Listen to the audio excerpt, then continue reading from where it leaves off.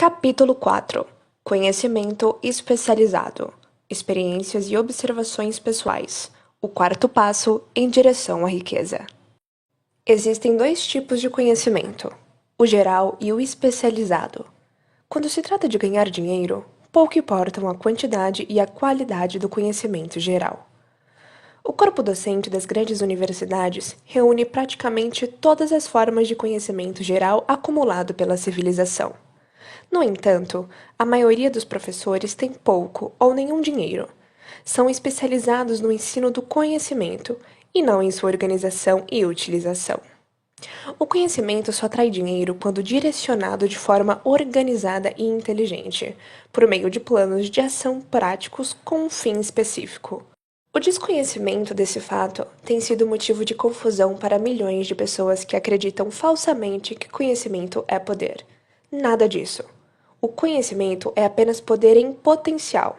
Só se torna poder quando organizado em planos de ação definidos e dirigidos a uma meta específica. Atualmente, esse elo perdido de todos os sistemas de educação conhecidos pela civilização pode ser encontrado na deficiência das instituições educacionais quanto a ensinar os seus alunos a organizar e usar o conhecimento adquirido. Muitos se enganam pensando que, por ter pouca escolaridade, Henry Ford não era um homem educado. Aqueles que cometem esse erro não conhecem a vida de Henry Ford, nem entendem o verdadeiro significado da palavra educação, de origem latina, de educo, que quer dizer fazer crescer, revelar, desenvolver de dentro para fora. Uma pessoa educada não é necessariamente alguém que tenha muito conhecimento geral ou especializado. Uma pessoa educada é aquela que desenvolveu as faculdades mentais de maneira a conseguir obter tudo o que deseja, ou quase, sem violar os direitos alheios. Henry Ford enquadra-se perfeitamente nessa definição. Durante a Segunda Guerra Mundial, um jornal de Chicago publicou alguns editoriais nos quais, entre outras declarações, chamava Henry Ford de pacifista ignorante. Ford se sentiu atingido e entrou em uma ação contra o jornal por calúnia e difamação. Quando a ação foi a julgamento, os advogados do jornal alegaram inocência e convocaram o próprio Ford ao banco das testemunhas, com o propósito de provar ao júri que se tratava de um ignorante. Várias perguntas lhe foram feitas, com a intenção de tomar evidente a sua ignorância generalizada, ainda que possuísse o conhecimento relativo à fabricação de automóveis. Entre as perguntas estavam estas: quem foi Benedict Arnold? Quantos soldados os britânicos enviaram aos Estados Unidos para reprimir a rebelião de 1776? A essa última, Ford respondeu: ignoro o número exato de soldados enviados pelos britânicos, mas ouvi dizer que foi consideravelmente maior do que o número dos que voltaram. Finalmente, cansado do interrogatório e irritado com uma pergunta especialmente ofensiva, inclinou-se, apontou o dedo para o advogado e disse: vamos imaginar que eu quisesse responder à tolice que acabou de me perguntar, ou a qualquer um dos outros disparates que vem me perguntando. Deixe-me lembrá-lo de que tenho uma série de botões na minha mesa. Basta pressionar um deles para ter a meu lado pessoas capazes de me esclarecerem qualquer dúvida sobre o negócio ao qual venho dedicando os meus maiores esforços. Agora, poderia ter a gentileza de me dizer o porquê eu deveria encher a cabeça com conhecimentos gerais, apenas para ser capaz de responder a perguntas, quando tenho pessoas em torno de mim que podem fornecer-me qualquer resposta que se faça necessária? Certamente havia uma lógica excelente nessa argumentação. A resposta embaraçou o advogado. Todos no tribunal perceberam que aquela não era a resposta de um ignorante, mas a de um homem que tinha educação. Qualquer homem é educado quando sabe onde buscar o conhecimento de que precisa e como organizar esse conhecimento em planos de ação definidos. Com a assistência do seu grupo de mente mestra, Henry Ford tinha sob o seu comando todo o conhecimento especializado que o capacitava a tornar-se um dos homens mais ricos dos Estados Unidos. Não era essencial que o conhecimento estivesse em sua mente. Certamente, a importância desse exemplo não escapará a qualquer um que tenha interesse em um livro como este e inteligência para lê-lo. Antes de certificar-se da sua capacidade de transformar o desejo em seu equivalente monetário, é preciso que tenha o conhecimento especializado do serviço, da mercadoria ou da profissão que você tenciona oferecer em troca da fortuna. Se for preciso um conhecimento especializado superior ao que você teve capacidade ou interesse de adquirir, solicite a ajuda do seu grupo de mente mestra. Andrew Carnegie declarou nada entender dos resultados técnicos dos negócios do aço, nem estar particularmente interessado em aprender. Ele foi buscar o conhecimento especializado necessário à fabricação e comercialização de seu produto, nos componentes de seu grupo de mente mestra. O acúmulo de grandes fortunas requer poder, e o poder é obtido pelo conhecimento especializado, altamente organizado e direcionado de forma inteligente. Esse conhecimento, no entanto, não precisa necessariamente ser dominado pela pessoa que acumula riqueza. O parágrafo anterior deve dar esperança e encorajar a todos que ambicionam acumular fortuna e não têm educação ou preparo bastante para garantir o conhecimento especializado necessário. Algumas pessoas atravessam a vida sofrendo de complexo de inferioridade, por não se considerarem suficientemente educadas. Aquele que consegue organizar e liderar um grupo de indivíduos de mentes mestras com o conhecimento necessário à acumulação de dinheiro pode considerar-se tão capaz quanto qualquer membro do grupo. Se você se sente inferior por ter estudado pouco, lembre-se disso. Thomas Edison frequentou a escola apenas durante 3 meses em toda a sua vida. No entanto, não lhe faltou educação, tampouco morreu pobre. Henry Ford não chegou a completar a 6ª série, mas se arranjou muito bem por conta própria em termos financeiros. O conhecimento especializado está entre as formas de serviço mais abundantes e baratas. Se duvida, consulte a folha de pagamento de qualquer universidade. Vale a pena saber como adquirir conhecimento. Em primeiro lugar, decida o tipo de conhecimento especializado de que precisa e o propósito a que se destina. O seu objetivo e a meta que tem em mente determinam em grande parte o tipo de conhecimento necessário. Resolvida essa questão, a providência seguinte é conseguir informações precisas acerca de fontes confiáveis de conhecimento. As mais importantes são: primeiro, sua experiência e formação. Segundo, experiências e informações disponíveis por meio da cooperação de outros, aliança com mentes mestras. Terceiro, colégios e universidades. Quarto, bibliotecas públicas, publicações e livros nos quais pode ser encontrado todo o conhecimento acumulado pela civilização. Quinto, cursos especiais de treinamento, cursos noturnos e de educação à distância.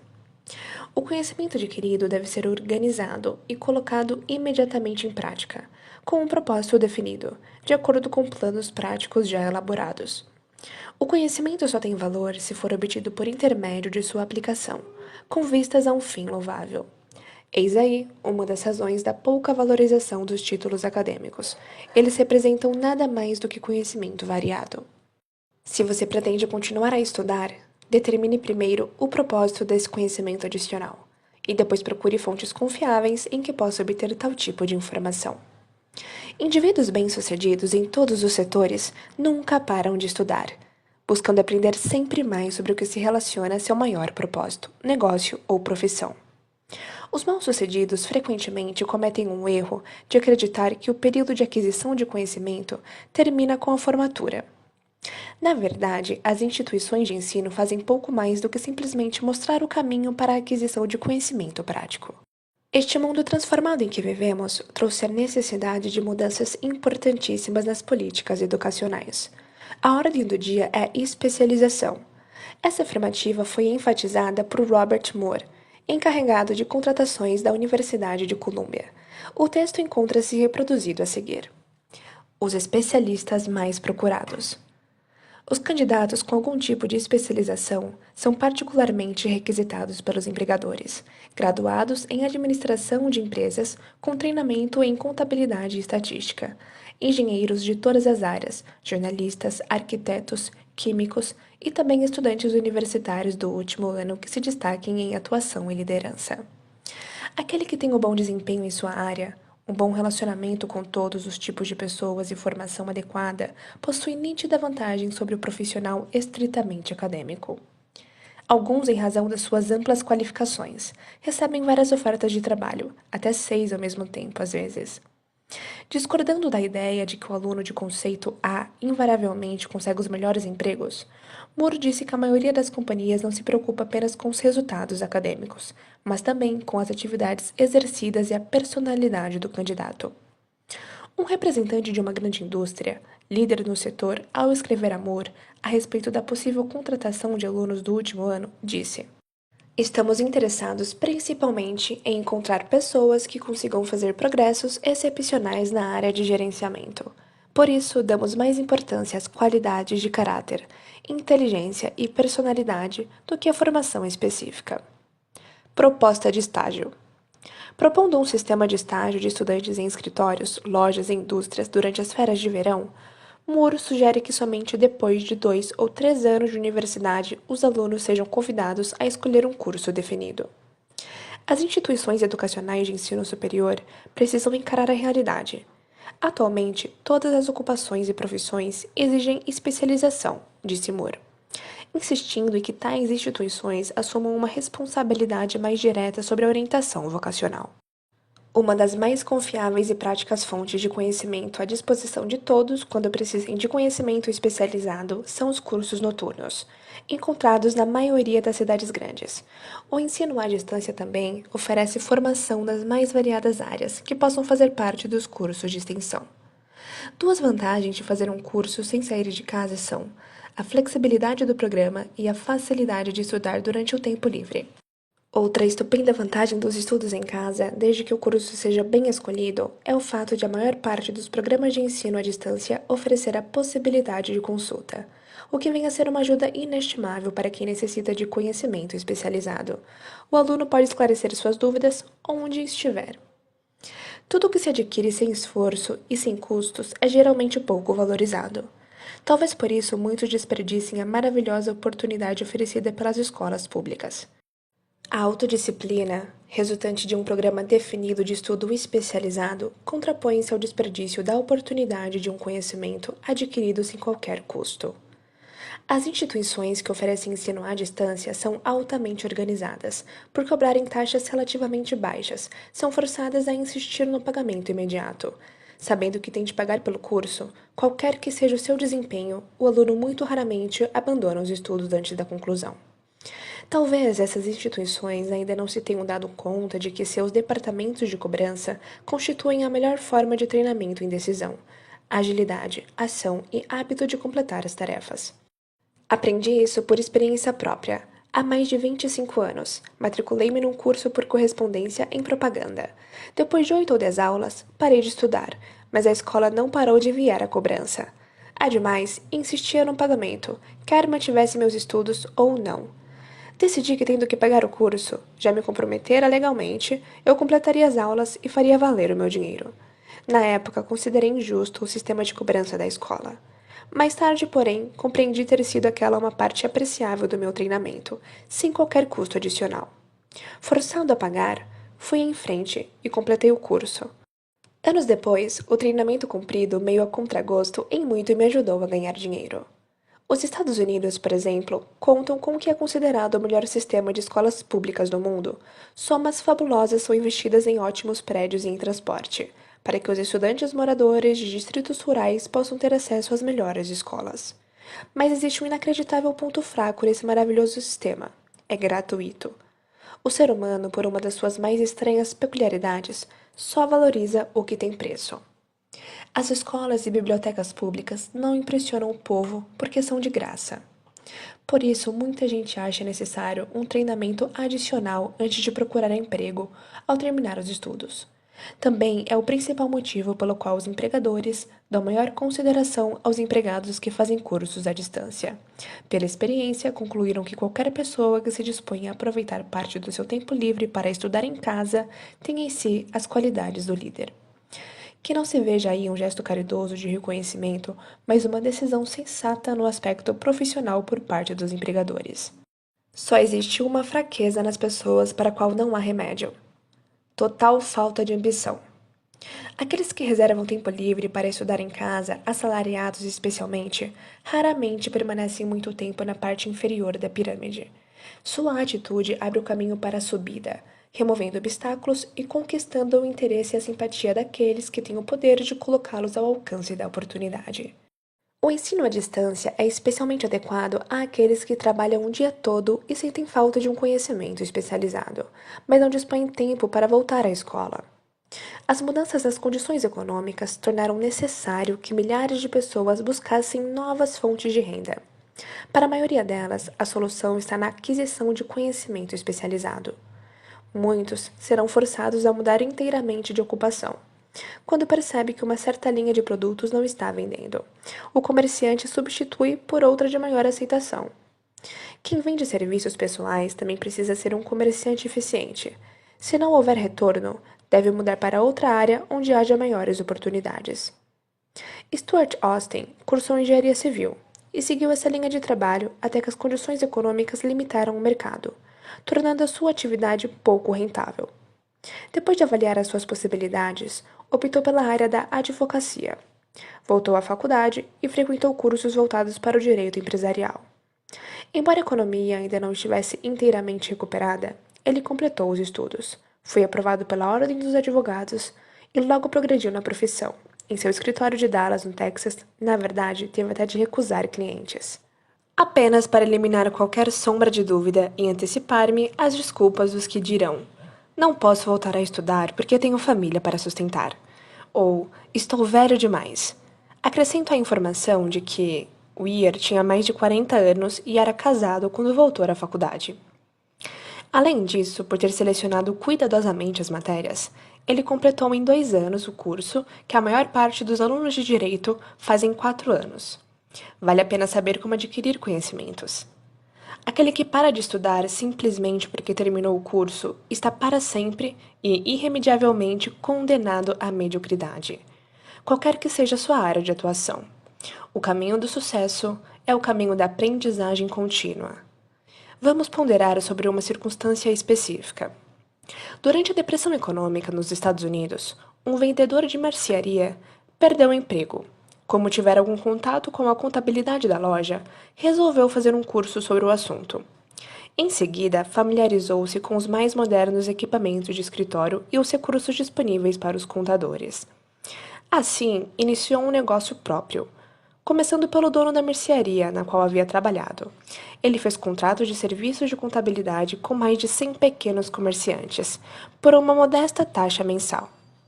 A ideia foi tão bem sucedida que ele logo sentiu a necessidade de montar um escritório volante num pequeno caminhão de entregas, que equipou com os mais modernos recursos para atender os clientes. Em pouco tempo, possuía uma frota desses escritórios contábeis, sobre rodas e empregava um grande número de assistentes, oferecendo aos pequenos comerciantes serviços de contabilidade de excelente qualidade a um preço módico. Conhecimento especializado e imaginação foram os ingredientes desse único e bem-sucedido negócio. Logo, o dono dos escritórios volantes pagou quase 10 vezes mais imposto de renda do que o comerciante para quem havia trabalhado, demonstrando assim que o que parecia uma adversidade era, na verdade, uma bênção disfarçada. E tudo começou com uma simples ideia. A partir da ideia do vendedor desempregado, vou sugerir outra, de possibilidades ainda melhores em matéria de renda. E além disso, capaz de ser útil aos que precisam muito do serviço. Quando lhe foi sugerido trocar o comércio pela contabilidade, a sua primeira reação foi: gosto da ideia, mas não saberia como transformá-la em dinheiro. Em outras palavras, queixava-se de que não saberia comercializar o seu conhecimento em contabilidade depois que o tivesse adquirido. Aquele era outro problema a ser resolvido. Com a ajuda de uma jovem datilógrafa, que escrevia muito bem, foi preparado um belo livro em que se descreviam as vantagens do novo sistema contábil. As páginas muito bem arrumadas foram colocadas num álbum, que funcionou como um vendedor silencioso, contando tão bem a história que em breve o homem não conseguiria atender sozinho todos os clientes. Existem milhares de pessoas que precisam do serviço de um especialista em propaganda capaz de preparar um resumo atraente que ajude na divulgação de prestação de serviços pessoais. A renda anual agregada por esse tipo de serviço e os benefícios para os usuários podem facilmente exceder aqueles de uma agência de empregos. A ideia aqui descrita nasceu da necessidade de atender a uma emergência, mas não serviu apenas a uma pessoa. A mulher que criou a ideia era muito imaginativa. Em sua recém-nascida ideia, ela viu a possibilidade de uma nova profissão, destinada a prestar valiosos serviços a milhares de pessoas que precisavam de orientação prática. Estimulada a agir pelo sucesso instantâneo de seu primeiro plano de marketing para serviços pessoais, essa mulher ativa voltou-se em seguida para a solução de um problema similar enfrentado por seu filho, que acabara a faculdade, mas não encontrava mercado para os seus serviços. O plano que ela elaborou para o filho foi o melhor exemplo de propaganda de serviços pessoais que eu já vi. Quando o álbum ficou pronto, tinha cerca de 50 páginas lindamente datilografadas, com informações devidamente organizadas, relatando as habilidades naturais do rapaz, o seu currículo escolar, as experiências pessoais e uma grande variedade de outras informações, longas demais para serem descritas aqui. O texto detalhava ainda o cargo pretendido, além de uma descrição minuciosa de todas as realizações que o exercício das funções lhe permitiria. A preparação do álbum tomou várias semanas de trabalho, durante as quais a criadora mudou seu filho à biblioteca pública quase diariamente, em busca de dados que lhe permitissem articular o texto da melhor maneira possível. Também o fez visitar os concorrentes do potencial empregador, para conseguir informações sobre os seus métodos de atuação. Tais informações se mostraram valiosas para a descrição do cargo que o jovem pretendia ocupar. Quando o plano finalmente ficou pronto, incluía mais de meia dúzia de sugestões muito boas para o uso e benefício da empresa. Foram todas aceitas. Você talvez pergunte: tanto trabalho para conseguir um emprego? A resposta vai direto ao ponto, e é de importância crucial, porque lida com um assunto que afeta maciçamente milhões de pessoas e mulheres, cuja única fonte de renda é a prestação de serviços. A resposta é: fazer algo bem feito nunca é trabalho. O plano preparado por aquela mulher em benefício do filho ajudou a conseguir o trabalho que buscava, na primeira entrevista, com um salário fixado por ele. Além do mais, e isto também é importante, o cargo não exigiu que começasse de baixo. Ele iniciou como executivo júnior, com salário condizente. Você ainda pergunta por que tanto trabalho?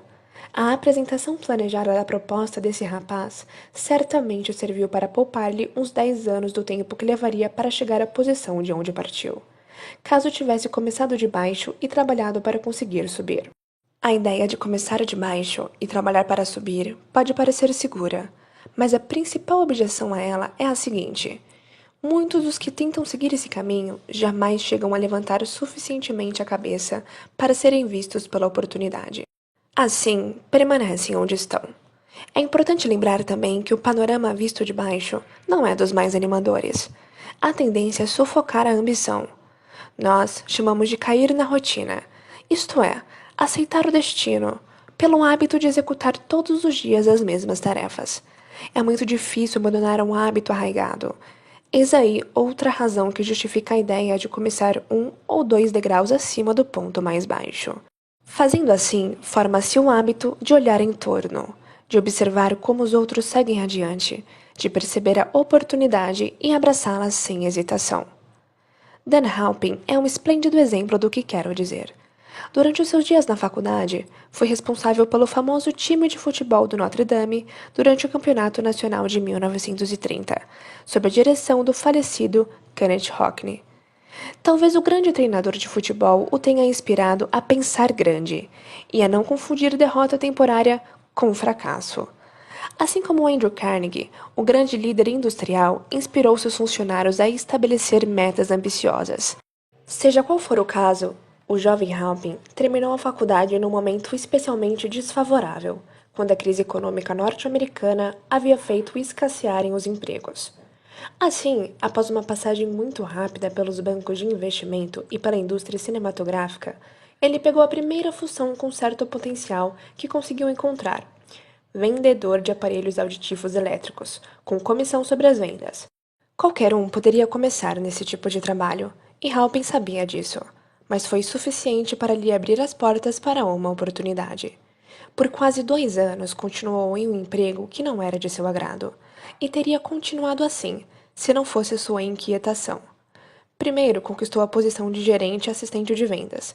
Esse único degrau galgado foi o bastante para colocá-lo acima da multidão, de onde podia enxergar maiores oportunidades e onde as oportunidades podiam vê-lo. Foi tão bem sucedido nas vendas que Andrews, presidente de uma empresa concorrente, quis saber mais sobre aquele tal de Dan Halpin, que ameaçava sua posição no mercado. Halpin foi chamado à presença de Andrews. Quando a entrevista terminou, Halpin era o novo gerente de vendas. Em seguida, para testar a capacidade do jovem, Andrews viajou para a Flórida, onde ficou por 3 meses, deixando Halpin se arranjar sozinho na nova função, para nadar ou afundar. Ele não afundou. O lema de Kenneth Hawkins, "O mundo ama os vencedores, e não tem tempo para os perdedores", inspirou a dedicar-se tanto ao trabalho que foi eleito vice-presidente da empresa e gerente geral. Um cargo que qualquer funcionário se orgulharia de ocupar não antes de 10 anos de leais esforços. Halpin conseguiu o resultado desejado em pouco mais de 6 meses. É difícil dizer qual dos dois, Andrew ou Halpin, é mais digno de elogios, já que ambos demonstraram possuir em abundância esta rara qualidade conhecida como imaginação. Andrews merece crédito por ter percebido no jovem Halpin um empreendedor de primeira ordem. Halpin merece crédito por ter se recusado a manter-se em um emprego que não queria. Este é um dos principais pontos que estou tentando enfatizar por meio de toda esta filosofia. Galgamos as posições mais altas ou ficamos no fundo por causa de condições que podemos controlar se quisermos. Existe outro ponto que quero deixar bem claro. Sucesso e fracasso são, em grande parte, resultados do hábito. Não tenho dúvidas de que a íntima associação de Dan Halpin com o maior treinador de futebol norte-americano de todos os tempos plantou em sua mente o mesmo tipo de desejo de excelência que fez o time de futebol do Notre Dame alcançar a fama mundial. Existe algo de verdade na ideia de que reverenciar um herói ajuda, desde que se reverencie o vencedor. Halpin me disse considerar Hockney um dos maiores líderes do mundo. Minha crença na teoria de que as associações profissionais são fatores vitais para o sucesso ou para o fracasso foi recentemente demonstrada quando meu filho Blair negociava uma colocação com Dan Halpin, e este ofereceu-lhe um salário inicial correspondente à metade do que oferecera a uma empresa concorrente. Fiz certa pressão para que Blair aceitasse trabalhar com Halpin, porque acredito que uma associação com alguém que se recusa a aceitar circunstâncias nas quais não se sente bem é uma oportunidade que não tem preço.